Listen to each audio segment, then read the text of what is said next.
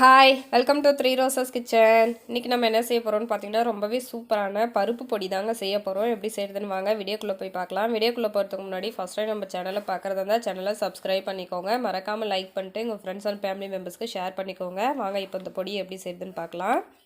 அதுக்கு நான் ஒரு அடிக்கனமான இரும்பு கடாய் எடுத்துருக்கேங்க. நல்லா சூடு ஏறினதுக்கு அப்புறமா அடுப்பை சிம்முக்கு கொஞ்சம் அதிகமாக ஃப்ளேமை வச்சுட்டு ஒரு டம்ளரு துவரம்பருப்பு சேர்த்துக்கிறேன். சேர்த்துட்டு இதை செவக்க வறுத்துக்கலாம். பாருங்கள், இந்த அளவுக்கு செவந்து வந்தால் போதும். ரொம்ப செவக்கணும்னு அவசியம் இல்லை. ரொம்ப செவந்துருச்சுன்னா நம்மளோட பருப்பு பொடி கலர் நமக்கு அந்த அளவுக்கு கிடைக்காது. அதனால் இந்த அளவுக்கு நல்லா மொறுமொறுப்பாக வறுத்து எடுத்துக்கலாம். இப்போ ஒரு அகலமான பிளேட்டுக்கு அதை மாற்றிட்டு அதே டம்ளரில் ஒரு டம்ளர் கடலைப்பருப்பு சேர்த்துக்கலாங்க. சேர்த்துட்டு இப்போ அதையும் நல்லா நம்ம வறுத்துக்கலாம். ஸ்டவ்வை எந்த ஃப்ளேமில் வச்சோமோ அதே ஃப்ளேமில் இருக்கட்டும் கடைசி வரைக்கும். இப்போ பாருங்கள், அதுவும் 1-2 பாருங்கள் வறுபட்டு வந்துருச்சு. இப்போ அதையும் பிளேட்டுக்கு மாற்றிட்டு அதே டம்ளரில் ஒரு டம்ளரு பாசிப்பருப்பு எடுத்துக்கலாம். எடுத்துட்டு இப்போ அதுவுமே நல்லா நம்ம வறுத்து எடுத்துக்கலாங்க.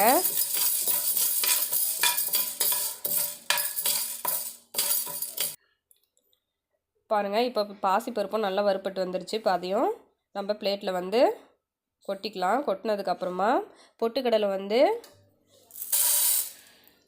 ஒரு டம்ளர் எடுத்துருக்கேன். இப்போ அதுவும் சேர்த்து வறுத்துக்கலாம். பொட்டுக்கடலை பார்த்திங்கன்னா நமுத்து போயிருக்குங்க. அது நல்லா கிறிஸ்பியாக வரதுக்காக தான் நம்ம சேர்த்து வறுத்துக்க போகிறோம்.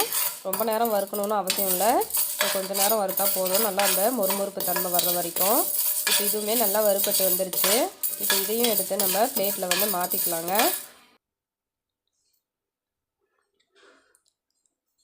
பாருங்கள், பருப்பெல்லாம் வறுப்பட்டாச்சு, வறுத்து கொட்டியாச்சு. இப்போது மிளகாய் சேர்த்துக்கலாங்க. உங்கள் காரத்துக்கு எவ்வளோ வேணுமோ அதுக்கு தகுந்த மாதிரி மிளகாய் சேர்த்துக்கோங்க. நான் ஒரு 8 மிளகாய் எடுத்திருக்கேன்.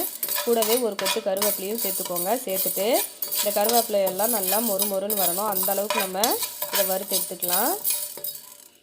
பாருங்கள், கருவேப்பிலையை எடுத்து கையில் இந்த மாதிரி நுணுக்குனா நல்லா நுணுங்கி வரணும். இந்த அளவுக்கு நல்லா கிறிஸ்பியாக வந்ததுக்கப்புறமா நம்ம இதை எடுத்துடலாம். எடுத்து இப்போ இந்த பருப்புலேயே இதை சேர்த்துக்கலாங்க.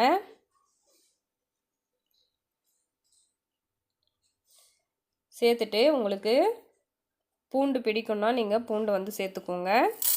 இப்போது 1 டேபிள் ஸ்பூன் சீரகம் சேர்த்துக்கலாம். 1/2 டேபிள் ஸ்பூன் மிளகு சேர்த்துக்கலாங்க. சேர்த்துட்டு இப்போ இதையும் வறுத்துக்கலாம். சீரகம் பார்த்திங்கன்னா ரொம்ப படப்படன்னு பொரியக்கூடாது. அதுக்கு முன்னாடியே எடுத்துடணும். ஏன்னா பொரிஞ்சு வந்துச்சுன்னா கசந்துடும். அதனால் அந்த மொறுமொறுப்பு தன்மை வர்ற வரைக்கும் வறுத்தா போதும்.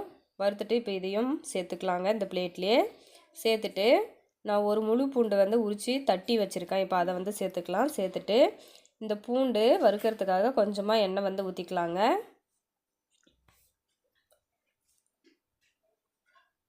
ஊற்றி இதில் வறுத்துக்கலாம். இப்போ இது கூடவே பார்த்திங்கன்னா நான் கட்டி பெருங்காயம் ஒரு துண்டு சேர்த்துக்கிறேங்க. உங்கள்கிட்ட கட்டி பெருங்காயம் இல்லைன்னா நீங்கள் பவுடர் இருக்குல்ல பெருங்காயம், அதை சேர்த்துக்கோங்க. அதை மிக்ஸி ஜாரில் நம்ம அரைக்கும் போது அப்போ சேர்த்துக்கலாம். பாருங்கள், இதுவுமே நல்லா கிறிஸ்பியாக வறுபட்டு வந்துடுச்சு. இப்போ இதையும் எடுத்துட்டு ஸ்டவ் ஆஃப் பண்ணிடலாம். இப்போ இந்த பருப்பு எல்லாமே நல்லா ஆறணுங்க. ஆறினதுக்கு அப்புறமா நம்ம இதை பவுடர் பண்ணிக்கலாம்.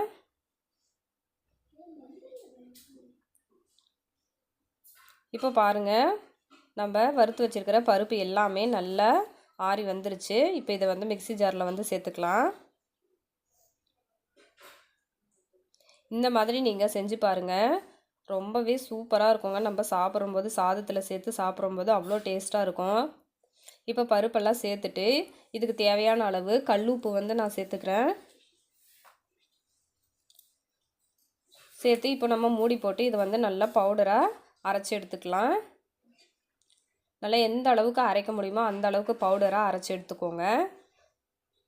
பாருங்கள், ரொம்பவும் நைஸாகவும் இல்லை, அதே சமயம் ரொம்ப கொரகொரன்னு இல்லை, கரெக்டாக இருக்குது. இப்போ இந்த பவுடரெல்லாம் பார்த்திங்கன்னா நம்ம மிக்சியில் போட்டு அடித்ததுனால சூடாக இருக்குது. இப்போ அது பிளேட்டில் மாற்றிட்டு நல்லா பவுடரை ஆற வச்சுக்கலாம். ஆறினதுக்கப்புறமா நம்ம நல்லா சூடான சாதத்தில் சேர்த்துக்கலாங்க.